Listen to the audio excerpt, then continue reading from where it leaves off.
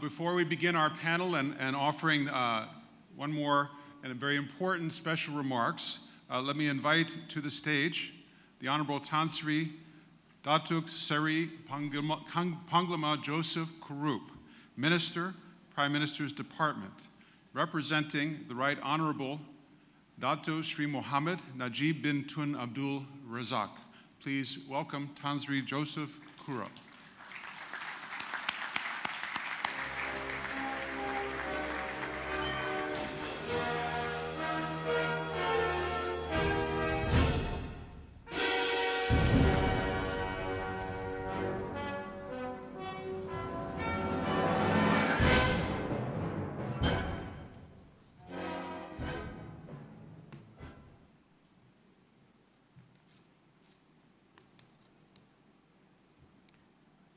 Dr. Preston Hyun Jin Moon,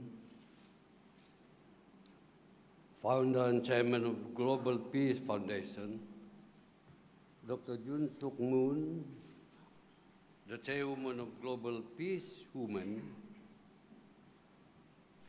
Tan Sri Datin Paduka Sri Haja Jaliha binti Ismail, chairperson of the Global Peace Foundation here in Malaysia, Her Excellency Hajia Amina Nomadi Sambo, the Grand Patron, the Global Peace Foundation, Mr. James Flynn, President of Global Peace Foundation International, Datuk Azman Amin bin Hassan, the Director General of National Unity and Integration, Tan Sri Razali Ismail, the chairman of the Global Movement for Moderates in Malaysia, Dr. Chandra, His Excellency Marcio Valencio, distinguished guests, ladies and gentlemen. Ladies and gentlemen, it is quite our tradition, the Malaysian tradition, to greet our overseas guests by saying, Selamat datang ke Malaysia, or welcome to Malaysia, a very good morning to all and each of you here today. Ladies and gentlemen, I bring you greetings and a message of goodwill from the Right Honorable Prime Minister of Malaysia, who would have loved to be with us here today, but due to other commitments, requested that I represent him, and I was more than glad to oblige.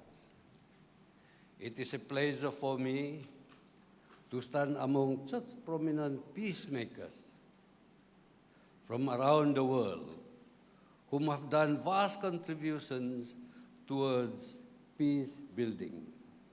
I am also proud to welcome each and every one of the delegates for taking the time to attend such a significant international peace gathering. Distinguished guests, ladies and gentlemen, Malaysia is a blessed nation. Mosques, temples, churches, and gurdwaras are symbols of our triumph as a nation of many faiths. It is a norm to see temple, mosque, and church situated near to each other within our community. Diverse religions and races have flourished together for centuries on this land, and we have enriched each other. We Malaysians have created a unique society, a society benefiting from the sharing of our many cultures, traditions, and backgrounds. Our beloved Prime Minister, Datuk Sri Najib Tun Abdul Razak, in one of his recent speech, said, diversity is a big part of Malaysia's DNA. In many ways, it defines us. Although we are different, we must not be divided.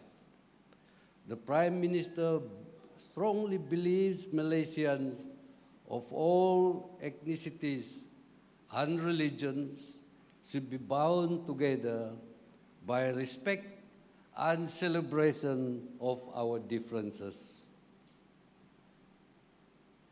We might ask, what is it that really binds us together? I think, ladies and gentlemen, the answer can be found in a speech made in the early days of our nation formation as a poignant reminder from a much-beloved founding father of this nation, the first Prime Minister of Malaysia, Tunku Abdul Rahman. He said, and I quote,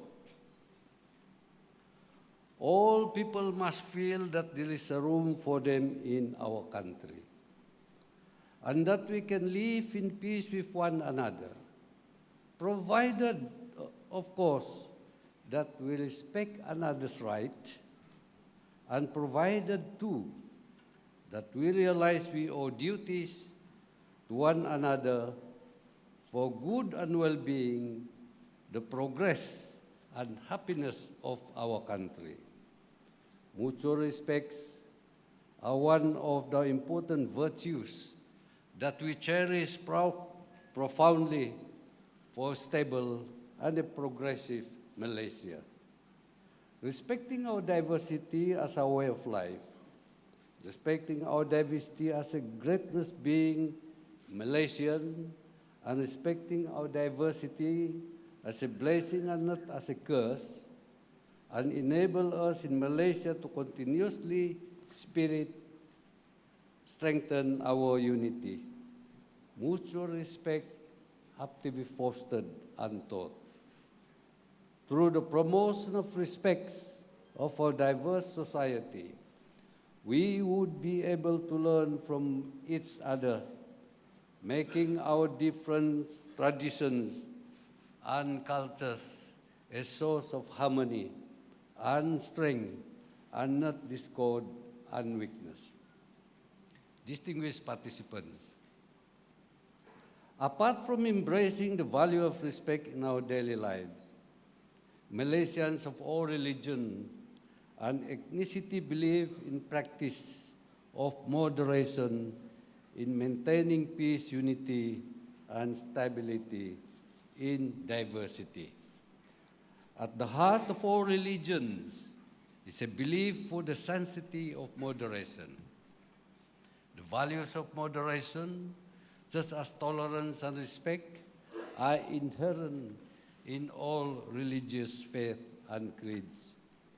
Moderation will overwhelm the minority extremists because over and over again, history has made, not by those who espouse extremism, but by those who, without surrendering their beliefs, stay true to the path of moderation. Gandhi used to say, "The policy of an eye for an eye would make us all blind." So while our natural inclination leads many of us to believe that we are always right, it wouldn't hurt to listen to different opinions. Ladies and gentlemen, to foster tolerance and respect, dialogue among various groups is crucial.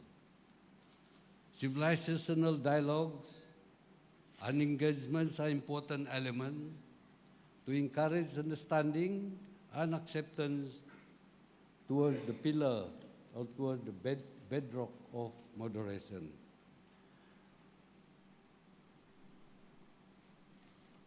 Moderation will lead a society as diverse as we have here in Malaysia towards unity and harmony, because tolerance, respect, understanding are values by the moderates will be the key to maintain peace and unity in any society. Ladies and gentlemen, in a multiracial and multi-religious society like Malaysia, managing unity is a gangatuan task. Although this diversity of ours is a blessing, but it can sometimes be difficult to manage. Decades of relative peace enjoyed by a young nation such as ours made us to have an understandable lackadaisical attitude towards unity, but political realities proved to be much more unpredictable. Being the minister in charge of unity is like to have the sword of Damocles hanging over one's head. The reason being, riots could easily take place if everyone thinks they are victim of discriminatory policies or victimized by the government, or if religious bigotry purportedly done in the name of civil liberties by polarizing politicians and religious zealots, if moderate values are at times brushed aside to score political points.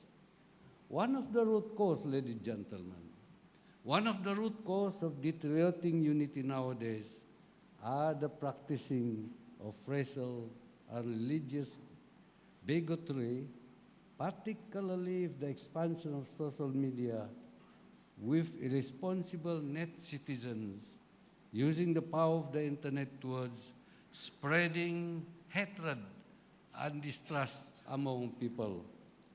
Nonsensical tirades of racial and religious bigotry have become a political marketing tool.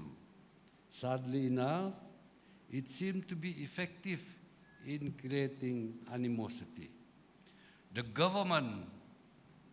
Our government respects freedom of expression.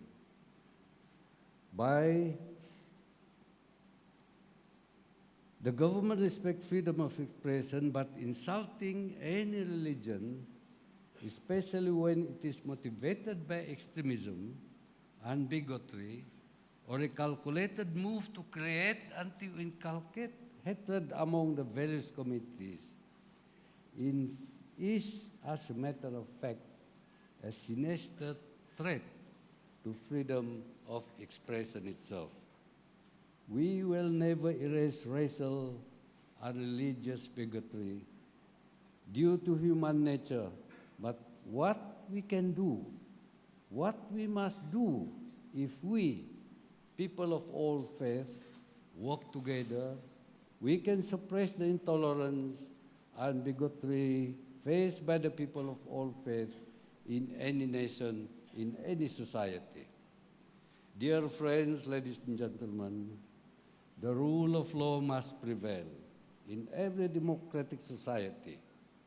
Respect for the law and adhering to the dictates of law are definitely prerequisite for social justice and peaceful coexistence in society. We have here in Malaysia the Rukun Negara, our national principles which was established in 1970 as a response from the 1969 racial clashes. The establishment of Rukun Negara was to strengthen unity among Malaysians, to serve as the nexus which will bind us together. The Rukun Negara consists of 5 pillars. First, belief in God. Second, loyalty to king and country. Third, upholding the Constitution. And fourth, rule of law. And lastly, good behavior and morality. Let me narrate 2 of the pillars and being a lawyer myself. I strongly believe unity cannot be built without upholding the Constitution and the rule of law. the basis for our democracy, which becomes a foundation to build a just community. At this juncture, ladies and gentlemen, I would like to echo the words of our King during the opening of the first Parliament in 1959. His Majesty said that the Constitution of the Federation of Malaya, our Charter of Rights and Liberties, is now finally and completely in operation with the establishment of Parliament in Malaya, or Malaysia today as we know it, and dedicated itself to the principles of parliamentary democracy. I would like to reiterate here that the Constitution belongs to the people. Our Constitution assures the right of every ethnic group to worship in their own religious and to preserve their own languages and culture. The cornerstone of the creation of a just society lies in the meeting the demands of the people. To avoid trust deficit between the people and the government, they need to know that the government respects their rights, respect their cultural identity, and the government has the political will to empower communities they belong to. Empowerment of the people ultimately provides the needed legitimacy to build an equitable community. Ladies and gentlemen, celebrating our 50 years of nationhood this year, I am proud to say that the general election, which must be called every 5 years as required by our Constitution, have been held since the formation of Malaysia, which clearly proves the success of the ruling government in advancing the cause of parliamentary democracy in Malaysia. Free and fair election and respect of the people's will inevitably determines the people as political masters of the government, which was correctly pointed out by Thomas Jefferson that when the people fear the government, there is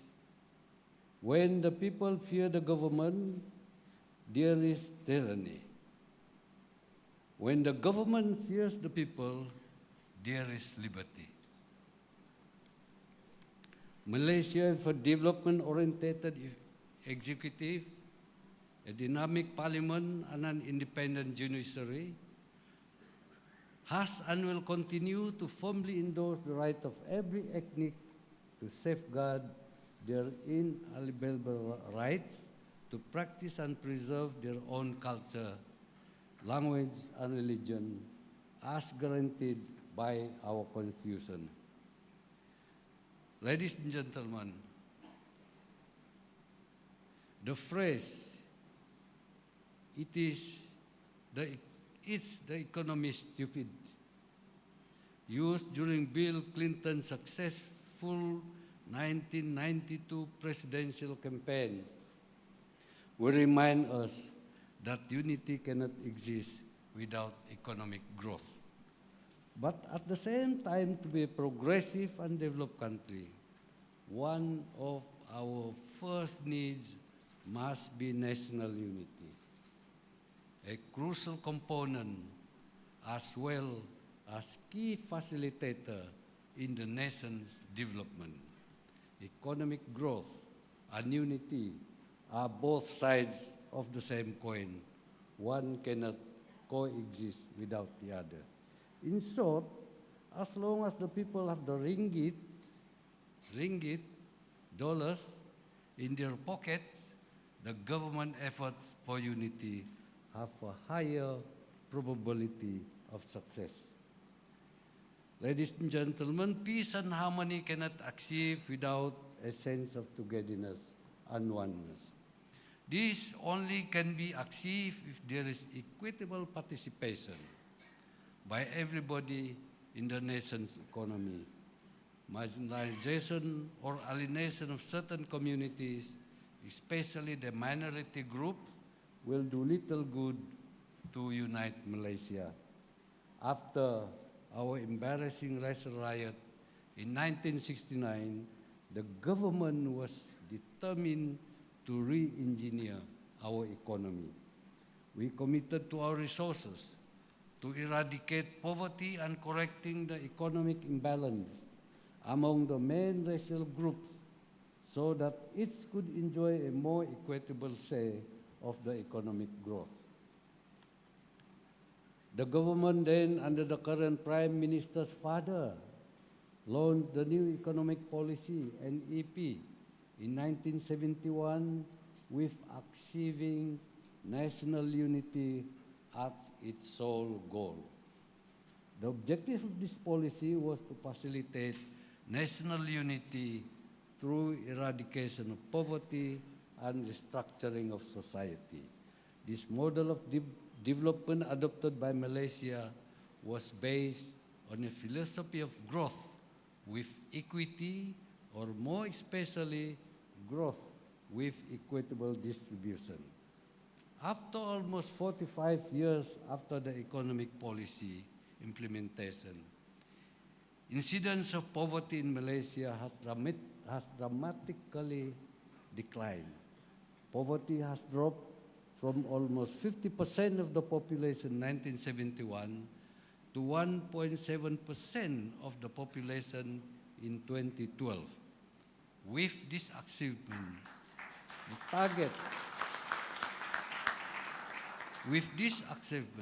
the target set under the Millennium Development Goals, MDGs, on poverty eradication to overall poverty to 2% in 2015 has been achieved 3 years earlier. Apart from eradicating poverty, priorities of our Prime Minister are to increase the coverage of basic infrastructure, especially in the rural areas of East Malaysia, Sabah and Sarawak. The government intends to provide an adequate supply of affordable houses, especially for low-income households, in line with the policy of improving the quality of life. Our beloved Prime Minister, Najib Tun Razak, in 2010, launched the new economic model, a progressive and holistic economic policy that focuses on both economic transformation and government transformation as well. The Prime Minister's new economic model is dedicated to serve the people of this nation, to further strengthen our oneness and togetherness, foundation of a truly inclusive, sustainable, and equitable society. In the pursuit of unity, let us remember it is not zero-sum endeavor. The peace and unity we seek is not something that can be naturally created. It is created in our hearts. It is created in our minds, blossoms in our hearts, and built by our own hands. We cannot sit on our laurels. We need to work harder to maintain and manage our precious national unity, because the dynamics of issues changes frequently. What worked in the past is probably totally irrelevant today. Needs, demands, and obligations maintain a sustainable national unity changes according to time. Unless there is an effective government response and change in societal attitudes, we would fail and destroy the unity we took years to build. We need to build a better country of our grandchildren, with our unity as a bedrock, as a foundation for progress. Ladies and gentlemen, we in this generation have a moral responsibility to preserve our inherited unity for future generations of today, or will be cursed upon our graves if we were too busy playing politics with our own future, which eventually will destroy what took us decades to build while the rest of the world races forward. Ladies and gentlemen, before I end my speech today, my appreciation goes to the various ministries, agencies, non-governmental organizations, partners and cooperation that has made this convention possible and a successful one.